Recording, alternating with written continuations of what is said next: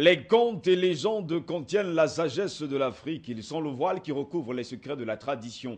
Tous les aspects moraux, physiques, séculaires peuvent y être évoqués. Le griot, le conteur, est souvent dépositeur d'un message qu'il faut parfois écouter et comprendre. Mais le griot aujourd'hui, c'est le journaliste qui relaie l'information, qui la traite et surtout vous la donne en grandeur nature. Madame, Messieurs, bonsoir. Très heureux de vous retrouver ce lundi 17 mars de l'an de grâce 2014 pour une nouvelle édition du Kiosque africain. Pour m'accompagner, pour analyser, décrypter l'information, Raoul Pépin, Bena Bena. Bonjour Raoul. Bonjour Steve, on va dire bon après-midi Steve Jocelyn Goss. C'est toujours avec un réel plaisir qu'on se retrouve dans le cadre du Kiosque africain pour décrypter les unes poignantes qui sont apparues ce jour, comme d'habitude. Je voudrais également vous redire le rebonjour. Mesdames, Messieurs, vous êtes sur Afrique Média, la chaîne de télévision panafricaine, et c'est Kiosque africain. Nous sommes allés dans les kiosques.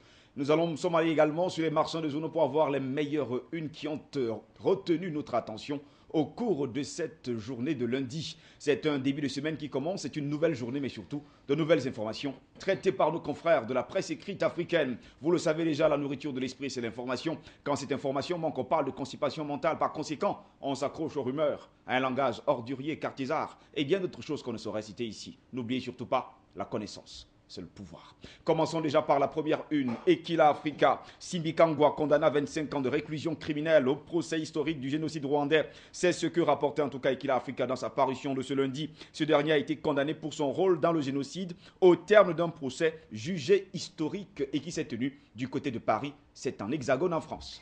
Le procès jugé historique d'un certain Pascal Sibinkangwa, le premier du genre à Paris, a rendu son verdict vendredi dernier. Pascal Sibinkangwa prend donc 25 ans de réclusion et je voudrais vous rappeler que la défense, qui aujourd'hui se sent plus ou moins réjouie, pense que c'est une peine qui devrait être même davantage plus alourdie parce que l'accusation avait demandé à ce que les faits soient reconsidérés, qu'on ne plainte plus Pascal Sibinkangwa comme étant un complice du génocide, mais plutôt un acteur du génocide, parce que exactement. tout allait dans ce sens. Tout au long des interrogations qui se sont succédées de part et d'autre, ces témoins, les Rwandais qui sont arrivés, et même son propre frère cadet, on s'est rendu compte que Pascal Sibinkangwa était un véritable acteur du génocide rwandais. Mais il a beaucoup de chance parce qu'il s'en tire seulement avec 25 ans. De réclusion criminelle. On aurait même cru qu'il allait être condamné à mort. À perpétuité. À perpétuité totalement. Parce que, voyez-vous, quelqu'un qui a quand même participé de façon active à un génocide qui a fait près de 800 000 morts d'après les chiffres des Nations Unies. Et 1 200 000 morts d'après les chiffres du Rwanda. C'est quand même 25 ans, c'est une Mais petite on peine. se rappelle de ce que Raoul Pépin Bena Bena, le monsieur lui-même en question, Pascal Sibikangwa, a dit à ceux qui l'accusaient et surtout à la cour, en fait, qu'il n'avait jamais rencontré un seul cadavre Voilà durant qui est tout le ironique, génocide. totalement ironique. Vous voyez donc que c'était un procès comique. C'était de la comédie totale que les Français nous ont offert à travers un Sibikangwa qui savait un acteur de comédie parce qu'il s'est montré plus à l'aise dans la comédie que dans des questions qu'on lui posait. Est-ce qu'on pourrait dire qu'aujourd'hui, ce procès de Pascal Sibikangwa du côté de Paris va aujourd'hui améliorer les relations entre la France et le Rwanda? Parce que nous savons que depuis 1994, les deux pays sont à couteau tiré. Même si cela devrait améliorer les relations entre la France et le Rwanda, ça ne va pas oublier le fait que la France a joué un rôle capital trouble, dans oui, le génocide du Rwanda. La France savait exactement ce qui se peaufinait, mais la France a évité de s'immiscer pour enrayer une affaire qui aurait pu être enrayée. Vous voyez donc que le Rwanda aujourd'hui, même si politiquement on fait semblant de se regarder et d'avoir des relations parce que c'est des gagnants-gagnants, mais les Rwandais ne vont jamais oublier que la France était pour beaucoup dans le génocide rwandais. 20 ans après, en tout cas, Paris a décidé de faire son tout premier procès, qu'on dit aujourd'hui historique, et un procès qui a condamné Pascal Sibikangwa à 25 ans de réclusion criminelle. On espère tout simplement que d'autres procès vont suivre dans les tout prochains jours. En tout cas, cette information était à lire dans les colonnes du quotidien Equila Africa. Le quotidien, nous sommes là au Burkina Faso, le pays des hommes intègres présidentiel 2015. L'ADF RDA présentera son candidat. Le quotidien qui relayait cette information ce lundi indiquait dans ses colonnes la grande mobilisation historique à Ouahigouya, où un leader a même déclaré que c'est lui qui faisait de Blaise Compaoré le président de la République. C'est donc le temps des récupérations, le temps des positionnements pour les partis de l'opposition qui ont l'espoir que M. Compaoré ne reviendra pas pour un autre mandat parce que voulant modifier l'article 37 de la Constitution qui lui interdit de revenir pour un autre mandat, il y a davantage de mobilisations qui disent non, M. le Président, nous ne pouvons pas aller dans ce sens. Alors, ce faiseur d'illusions aujourd'hui qui dit que c'est lui qui faisait de M. Compaoré un président, voyez-vous, c'est de bonne guerre. Il faut pouvoir saisir de la situation pour se positionner. Je crois bien que c'est dans ce sens que ce monsieur est en train d'aller. Mais il faut remarquer quand même que c'est un meeting populaire qui a quand même attiré des foules et qui démontre qu'il y a quand même une force en face qui peut résister aussi longtemps à M. Compaoré qu'il ne pouvait l'imaginer. En tout cas, nous savons également que actuellement le parti au pouvoir se disloque, se divise. On a l'impression que tout le monde est en train d'abandonner le président du Faso. Et dans le MPP, vous allez voir que la majorité de ceux qui disent aujourd'hui des faiseurs d'hommes et des faiseurs d'hommes politiques ne sont que ceux qui sont issus de son parti. Le parti qui se disloque davantage. Donc, c'est quelques piliers qui ont façonné ce chef d'État qui se retrouve en face maintenant pour dire que nous allons le challenger. Ça ressemble également à un film d'horreur. Un bon film d'horreur en tout cas, mais nous avons fait également la remarque, Raoul Pépin, Bena, que sur le continent noir, la plupart des partis politiques d'opposition sortent directement des partis au pouvoir. En réalité, lorsqu'on est déçu, quand on est dans un camp et qu'on est déçu, on va à côté, on forme une autre partition et on crée, on cherche à s'appuyer sur les failles du régime qu'on a servi pour dire aujourd'hui nous sommes les meilleurs. Hein? C'est ça l'Afrique. Et il faudra bien que les hommes politiques africains, surtout ceux qui sont appelés à donner leur voix, c'est-à-dire les électeurs, sachent exactement qui fait confiance et qui débouter au moment voulu. On a l'impression en tout cas que les partis politiques d'opposition n'amènent pas souvent une solution aux problèmes qu'ils rencontrent, alors que les populations rencontrent sur le terrain, que les populations rencontrent dans leur nation. C'est parce qu'il n'y a pas une réelle opposition. Vous ne pouvez pas me dire que... On est toujours en train d'insulter, d'injurier, de crier. Parce qu'il n'y a en réalité pas une réelle opposition. Vous allez voir que ces partis d'opposition qui se forment aujourd'hui et dont les gens sont partis du régime en place pour créer de l'opposition, c'est parce qu'il y a eu querelle d'hommes. C'est parce qu'ils ont été déçus quelque part. C'est parce qu'on les a exclus pour quelque faute que ce soit. Alors, c'est des gens qui veulent se faire définir d'une autre manière. Ça n'a jamais été une histoire de crédibilité. Regardez un peu les Occidentaux. Quand on parle des partis d'opposition en Occident, c'est des partis. Ces partis-là participent à la vie active du pays, à la formation des jeunes et tout. C'est-à-dire, ils sont en plein. Ils travaillent déjà avant même qu'une élection arrive. Non seulement ça, ils sont en plein et ils travaillent main dans la main avec les partis en place. S'il faut y aller de l'avant, ils vont ensemble. Là où il y a maintenant dislocation des idées, ils essaient de se confronter et puis le meilleur gagne. Mais en Afrique, ce n'est pas le cas. En Afrique, c'est des rivalités d'hommes, c'est des querelles qui n'ont rien à y voir avec le peuple. Malheureusement, c'est ce que nous déplorons tous les jours. En tout cas, le quotidien journal burkinabé nous le disait aujourd'hui, également présidentiel 2015 du côté du Burkina Faso, le pays des hommes intègres. L'ADF RDA présentera son candidat. Le quotidien qui relayait cette information ce lundi indiquait dans ses colonnes la grande mobilisation historique à Wahigouya, où un leader a même déclaré que c'est lui qui faisait de Blaise Compaoré le président du Faso. C'était à lire dans les colonnes du journal burkinabé, le quotidien. Direction non loin de là, à la Côte d'Ivoire, le pays du Fouet, où Fraternité Matin s'interrogeait. Combien sommes-nous, en tout cas, cette interrogation qui intéressait en tout cas Fraternité Matin à quelques heures du début du recensement de la population en Côte d'Ivoire. L'opération qui mettra un mois aura 30 000 agents en action à partir de ce lundi. 30 000 emplois supplémentaires, même si cela ne mettrait pas long. Un mois, ça y vaut. Et puis, rappelez-vous, la Côte d'Ivoire est pratiquement à l'ère des élections. On prépare déjà la présidentielle de 2016, je crois bien. On prépare probablement les futures élections locales qui arrivent. Il faut donc connaître la population. Combien sont-ils? Les Ivoiriens, combien sont-ils ceux qui sont susceptibles d'aller aux urnes?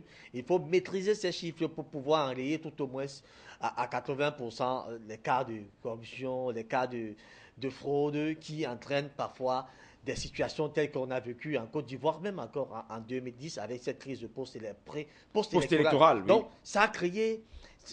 le gouvernement Ouattara pense donc qu'il faut ressaisir, c'est-à-dire une histoire d'embellir le fichier électoral en connaissant déjà combien sont les Ivoiriens, combien sont en âge de voter, combien sont susceptibles de voter le moment venu. Et je crois que c'est une opération qui était annoncée depuis longtemps et qui a débuté exactement depuis ce matin. En tout cas, depuis ce lundi matin, du côté de la Côte d'Ivoire, on parle de recensement. Mais aujourd'hui, Raoul Pépin, Bena, est-ce qu'un mois suffira à ces 30 000 agents de pouvoir vraiment faire le décompte de tous les Ivoiriens?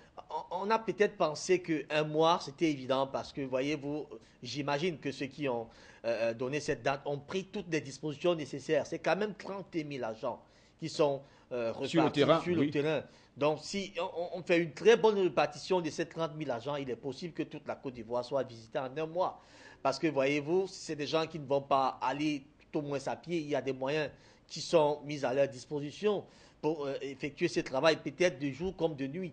Donc, voyez-vous, un mois, on estime que si tout est bien fait, c'est possible, même s'il faut constater que la Côte d'Ivoire est un vaste territoire. En tout cas, nous le savons déjà, la Côte d'Ivoire est un vaste territoire. C'est d'ailleurs un très gros pays, pour ne pas dire un grand pays. Et c'est justement pourquoi on l'appelle le pays de l'éléphant, parce qu'il a forcément la forme de l'éléphant. Et la plupart des gens disent souvent c'est le pays du vieux Houphouët parce qu'on se rappelle bien sûr de son premier président qui était tout simplement Monsieur Houphouët-Boigny. Combien sommes-nous? Eh bien, le recensement de la population démarrait aujourd'hui, comme vous le voyez à la grande une de Fraternité Matin, un journal ivoirien. Sud Quotidien, nous sommes là au Sénégal, lutte contre le tabagisme. La loi enfin adoptée, titré Sud Quotidien ce lundi qui nous faisait savoir que c'est à l'unanimité que le projet de loi numéro 09/2013 relatif à la fabrication, au conditionnement, à l'étiquetage, à la vente et à l'usage du tabac a été adopté par le Parlement sénégalais. D'où cette titraille de Sud Quotidien. L'Assemblée grille aujourd'hui les fumeurs. Le Sénégal se veut leader dans la croisade de la lutte contre le tabac. Ça fait depuis fort longtemps que le Sénégal mène cette lutte. Rappelez-vous en 1981, lorsque une loi a été introduite à l'Assemblée nationale demandant même d'enrayer totalement les ventes de la cigarette en Côte d'Ivoire. Cela a créé beaucoup de bruit, tant au sein de la société civile, c'est-à-dire à travers les organisations, les ONG, que dans le mouvement politique. Même certains ont pensé que c'était pas très bien de demander que la cigarette soit enrayée. Mais alors la loi a donc été révisée d'une autre manière et elle a finalement eu l'approbation des députés qui ont pu voter pratiquement à l'unanimité cette loi qui stipule aujourd'hui que dans les lieux publics, il ne faut pas fumer dans les lieux publics, mais il faut aller dans les fumoirs. Ils vont donc créer davantage les fumoirs. Les isoloirs, là où on pourrait fumer oui, en tout cas. ils ont appelé ça fumoir, c'est-à-dire que des endroits où... Les espaces réservés spécialement aux fumeurs. Pour ceux qui veulent fumer, vous allez là-bas, vous fumez. La fumée va rester là où elle va rester. Vous sortirez, maintenant vous allez rejoindre les autres. Dans les bars, les supermarchés, et tout ce qui peut être les marchés, tout ce qui peut être endroit public. Et les cigarettes sont interdites dans les établissements scolaires et même dans un rayon de 200 mètres où il y a un établissement scolaire. On ne voudrait pas voir une seule petite cigarette, ni en vente, ni en fumée. Donc, c'est quand même là... Même pas un mégot de cigarettes. Même pas non, pas du tout. Et c'est quand même là des avancées pour un pays qui veut absolument combattre la lutte contre le tabagisme. Rappelez-vous que le tabagisme est l'une des causes mortelles, les plus mortelles même d'ailleurs, dans le monde entier. Et ceux qui sont encore atteints du sida et qui continuent à prendre du tabac sont aujourd'hui appelés à mourir parce qu'il n'y a aucune disposition qui puisse les sauver. Parce qu'ayant donc déjà ce virus du tabac en eux et le sida, le VIH, il n'y a pas possibilité de leur sortir de là parce que le tabac résiste au VIH. Vous comprenez donc, ça pose donc un problème d'une mortalité très accrue au tel point où le Sénégal a voulu reprendre sa place de leader dans cette croisade contre le tabagisme. On se rappelle également de ce slogan contre le tabagisme il y a quelques années aujourd'hui. Eh bien, la cigarette tue et une cigarette, c'est 3 minutes de moins dans votre vie. Malheureusement, les structures, les sociétés de cigarettes, ils sont encore là. Ces sociétés sont là et brandissent même d'ailleurs des barres de publicité. Vous allez voir certaines cigarettes où on a écrit dessus Washington. Lorsqu'un enfant de 15 ans voit Washington dans sa tête, ça sonne qu'il va aller à Washington. En prenant cette cigarette, il est amené à aller à Washington. Et le Sénégal a même d'ailleurs strictement interdit ces publicités. Donc vous allez voir que les publicités sont désormais interdites au Sénégal, soit à travers les radios, soit à travers les télévisions, soit même sur les cigarettes et encore moins sur les étiquettes. En tout cas, moi j'ai souvent une question, enfin, moi j'aime à regarder et à remarquer une chose qui m'a toujours fait rire.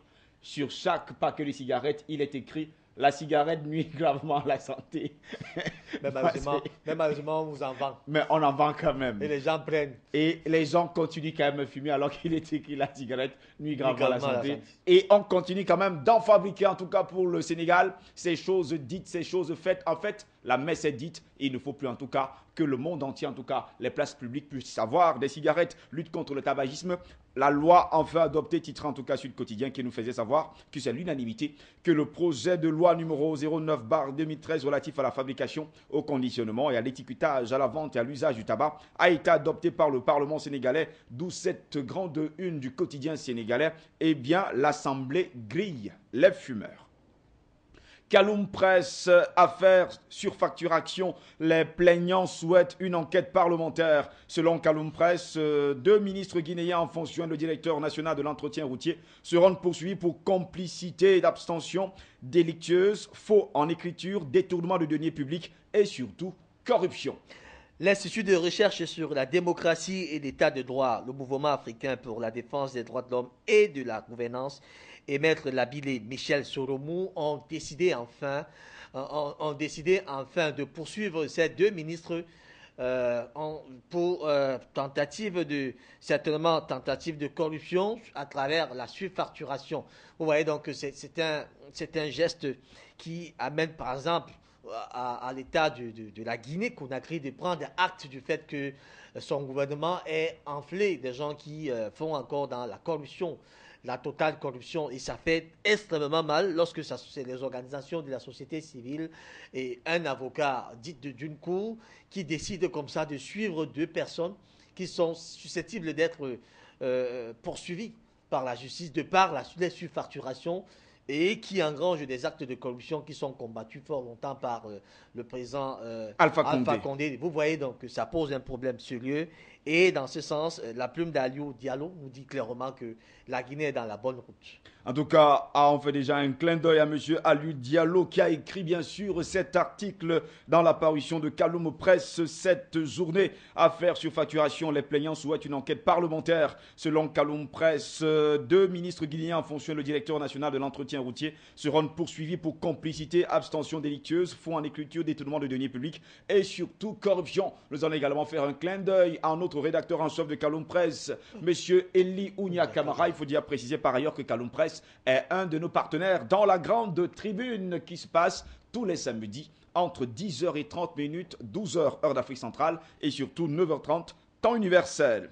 Iwaku, les voix du Burundi, un autre quotidien et surtout un ami et confrère. 8 mars 2014, une manifestation qui a dégénéré, nous apprend Iwaku, la voix du Burundi. 70 personnes ont été écrouées à la prison centrale de Pinda depuis le 8 mars. Selon le journal, leur crime est d'avoir participé à l'appel de la manifestation du MSD. Alors, les jeunes du MSD auraient investi la place de l'indépendance pour exiger des négociations avec le gouvernement.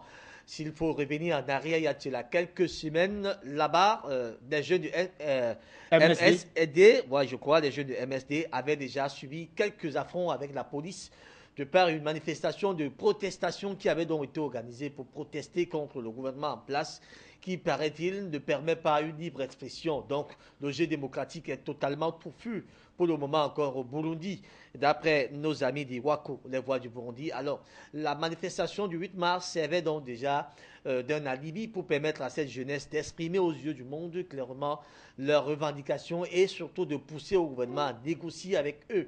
Parce qu'ils ont besoin de négocier avec le gouvernement pour ramener de la sérénité au Burundi. À Bujumbura, c'est pratiquement de l'insécurité totale parce que, voyez-vous, cette jeunesse qui réclame davantage de liberté d'expression se sent tous les jours harcelée par une certaine police qui est à l'air rousse. Et compte tenu de l'insécurité qui sévit également, des agressions se succèdent tous les jours entre jeunesse du pouvoir et jeunesse de l'opposition.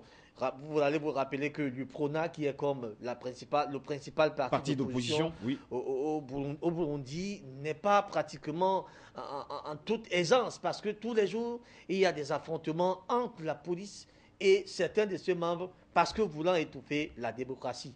Donc la sortie du 8 mars pour ces jeunes qui sembleraient être bien organisés, parce que les jeunes se sont organisés quand même pour faire cette sortie, sachant que ça devait être une sortie spectaculaire aux yeux du monde, et pour faire passer un certain message, demander peut-être à la communauté internationale de regarder davantage la Et situation surtout du d'intervenir en tout Burundi, cas. et surtout d'intervenir pour permettre aux Burundais de vivre aisément une démocratie appropriée. Donc, cet incident qui a donc fait arrêter 70 jeunes aujourd'hui n'est que la suite de ce qui s'ensuit depuis fort longtemps. En tout cas, on espère pour les jeunes du MSD et surtout le gouvernement burundais qu'il va y avoir en tout cas des pourparlers pour que les choses puissent rentrer dans l'ordre. On espère également que les 70 personnes qui ont été arrêtées et écrouées le 8 mars dernier vont pouvoir recouvrer la liberté. Mais on a l'impression en fait, Raoul Pépin Bena que depuis de longs mois aujourd'hui, même du côté de l'Algérie, un peu partout en fait sur le continent noir, les jeunes sont toujours un peu à l'affût. On a l'impression qu'ils ont besoin quand même qu'on entende leur voix et c'est normal. Non, la jeunesse a repris conscience. Une Afrique ne peut pas être bâtie sans toutefois avoir les jeunes. C'est des jeunes qui ont encore cette énergie, même si quelquefois la sagesse peut leur manquer, mais il y a cette énergie dont on a besoin les Africains pour aller de l'avant. Donc si la jeunesse ne peut pas revendiquer maintenant et attendre 50 ans après, vous allez vous rendre compte que 100 ans après les indépendances, l'Afrique va rester intacte. En tout cas, on se rappelle encore de ce vieil adage, pour ne pas dire ce proverbe africain, si jeunesse savait. Et vieillesse pouvait. Et si vieillesse pouvait. Mais en tout cas, comme le disait Ronsard, la jeunesse est effrayante pour ceux qui l'ont perdue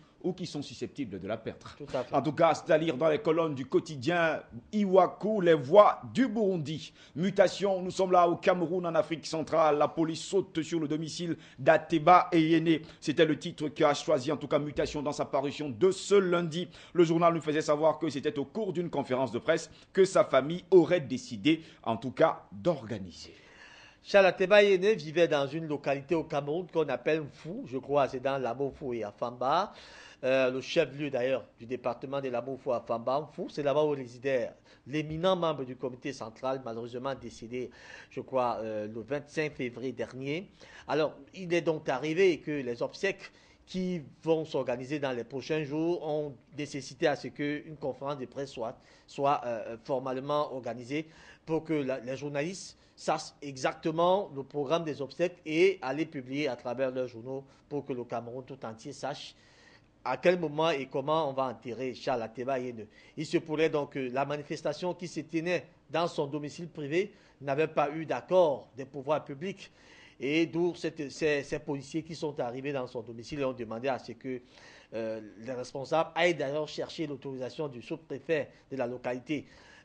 Heureusement que très rapidement, quand même, les responsables ils sont partis à la sous-préfecture et on leur a remis une autorisation d'organiser cette conférence de presse. Mais en principe, les tests là-bas au Cameroun ne demandent pas, si vous avez une conférence à faire dans votre domicile privé, que vous puissiez demander une autorisation que ce soit.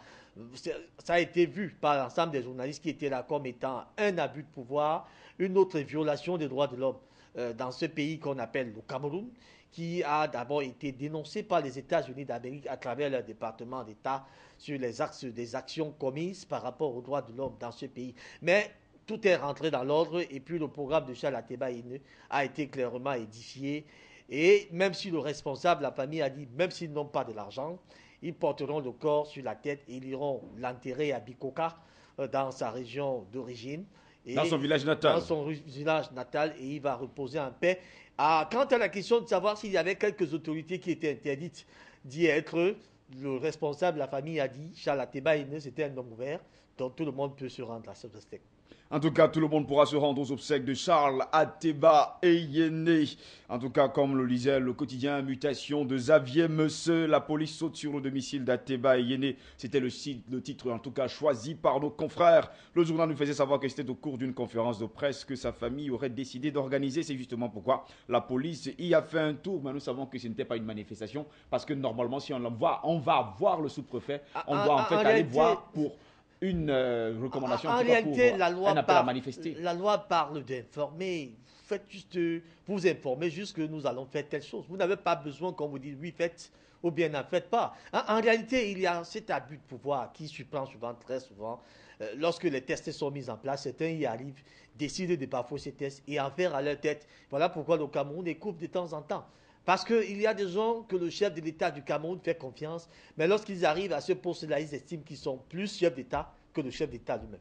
En tout cas, on a l'impression que même mort, Charles Ateba Yéné continue de faire parler de lui. Alors que, jusqu'à preuve de contraire, on attend tout simplement qu'il soit enterré. N'oubliez pas que c'était un grand leader d'opinion quand même. Exact. Journal de Bangui, nous sommes là en Centrafrique, toujours en Afrique centrale. RCA Pascal Canfin à Bangui, nous disait le journal de Bangui. Le ministre délégué français chargé de développement est à la tête d'une délégation qui devrait s'enquérir de la situation et déplorer, en tout cas déployer les moyens qu'elle dispose pour aider la Centrafrique à se relever. En réalité, la République centrafricaine nous surprend davantage parce que pendant qu'on déploie encore les forces pour aller sécuriser cet endroit, davantage de gens quittent le pays pour se retrouver dans des pays voisins. On veut donc se poser la question de savoir quels sont donc les Centrafricains qui auront vraiment besoin de l'aide quand ils ne sont plus dans leur pays. C'est un peu surprenant. Mais cette mission qui est dirigée par M. Canfin et qui arrive en République centrafricaine est à peu près comme une mission de simple solidarité, d'aller observer ce qu'il y a lieu de faire et maintenant voir comment accompagner la République centrafricaine dans ses efforts de remise en place d'un pays qui est totalement indépendant. Donc vous voyez donc cette visite qui n'est pas différente des autres visites entre dans la même lignée que Mme Samba Panza a bien souhaité. Venez en Centrafrique nous apporter votre soutien pour que le pays se retrouve et retrouve ses fils et ses filles. En tout cas, nous, on a l'impression aujourd'hui que la France joue un peu le rôle, le trouble du côté de la Centrafrique, puisque les Centrafricains eux-mêmes décrient en tout cas la présence française sur le sol centrafricain. Vous savez, j'ai toujours dit, c'est vrai que la France, sauf si elle a changé aujourd'hui, j'ai toujours dit que la France, là où elle se trouve, ce n'est pas pour la paix. La France, là où elle se trouve, c'est pour ses intérêts. Et il y a des gisements de pétrole qui ont été découverts en Centrafrique. Et sans oublier les gisements de diamants pas que également. Même cette paix voulant par les Centrafricains, les Français vont tout faire pour qu'il n'y ait pas de paix là-bas. Nous ne souhaitons pas. Nous pouvons nous tromper dans nos analyses, mais les situations d'antan nous ont déjà clairement donné raison. Et ça nous pousse à dire davantage que c'est le même système que la France veut appliquer en République centrafricaine. Mais nous espérons que Dieu est vivant et qu'au moins pour la Centrafrique, la France ne va pas réussir son coup. En tout cas, pour un pays qui n'a pas une grande démographie, aujourd'hui on parle de près de 600 000 personnes qui ont déjà fui les violences du côté de la Centrafrique, qui en sont en tout cas dans les autres pays voisins. 130 000 sont à l'est du Cameroun. À l'est du Cameroun, en ce moment même sans précisément. Compter au Tchad, on parle de pratiquement 2000 et poussières qui sont au Tchad en ce moment, en train de chercher où dormir, où se coucher, où se lotir, où se soigner. C'est terrible. En tout cas, sans oublier également d'autres qui sont en train de fuir de gauche à droite pour aller se réfugier quelque part. Donc on est en droit de se poser cette question. Finalement, cette aide servira à qui? À qui? Si jamais tout le monde quitte le pays. En réalité, ce que les Français devraient faire, et tous qui sont là-bas, c'est d'essayer de rassembler tous les Centrafricains et de leur dire arrêtez les exactions. Et nous savons même que ces exactions, même aujourd'hui, ne sont pas l'apanage des Centrafricains seulement. Il y a des gens qui se plaisent. Il y a certaines puissances qui se plaisent à voir ce trouble pour permettre à la Centrafrique d'être toujours en débandade et d'exploiter clairement leur pétrole. Et c'est ce qui fait mal. Et puis qu'on arrête également de parler de guerre confessionnelle entre musulmans et chrétiens du côté de la Centrafrique, parce que nous savons une chose, depuis l'indépendance de la Centrafrique et avant même l'indépendance, les Centrafricains vivaient en cohésion parfaite. Et donc bon, on ne saurait pas dire qu'il y a vraiment une guerre confessionnelle. Et nous espérons, c'est notre vœu le plus cher, qu'ils continuent à vivre en cohésion et surtout dans l'harmonie. Tout à fait. Et surtout dans la paix. En tout cas, c'est à lire dans les colonnes du quotidien Centrafricain, journal de Bangui. RCA Pascal Canfin à Bangui, nous disait journal de Bangui, le ministre délégué français chargé du développement était là à la tête d'une délégation qui devrait s'enquérir de la situation et déployer les moyens qu'elle dispose pour aider la Centrafrique. C'était à lire en tout cas dans les colonnes du quotidien Centrafricain, journal de Bangui, dans sa parution de ce lundi 17 mars 2014. Raoul Bena, nous mettons la clé sur le paillasson. Exactement, et nous nous redonnons rendez-vous demain lorsqu'il sera à 17h30 pour le même exercice. En tout cas, moi je vais vous souhaiter une très bonne soirée. Moi également, je vous souhaite une très bonne soirée. J'espère mieux que vous avez besoin de vous reposer pour reprendre le boulot demain parce que ça va aller très très vite. Ça va aller vraiment très vite. Comme vous le dites, Raoul Bena. Comme le disait Voltaire, la principale occupation c'est l'amour. La seconde, c'est de médire. La troisième, de dire des sottises. Nous avons choisi l'amour parce que la haine est un fardeau trop lourd à porter. Madame, messieurs, au plaisir de vous retrouver demain pour une nouvelle édition de Kiosque Africain. Restez sur Afrique Média. L'information est en continu sur notre chaîne. Bonne soirée à toutes et à tous et à demain, s'il plaît à Dieu.